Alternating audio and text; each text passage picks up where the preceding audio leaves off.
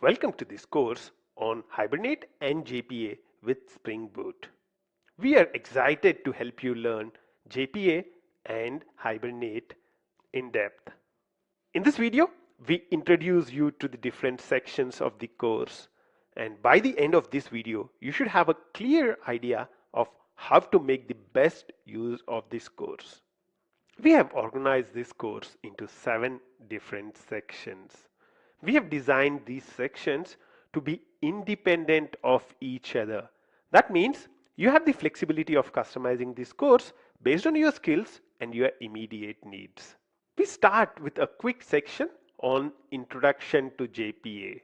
In the next section, we would get introduced to Spring Boot in 10 small steps. We would understand the world before JPA and create a simple JDBC application and migrate it to JPA in the section Journey from JDBC to JPA. We would introduce you to JUnit in 5 simple steps before taking a deep dive into Hibernate and JPA. This is the most important section of the course where we would take more than 85 steps to talk about the important concepts in JPA. We would talk about entities, annotations, relationships, inheritance hierarchies, entity manager, and persistence context. We'll also talk about how to query the database using JPA, JPQL, criteria API, and native queries.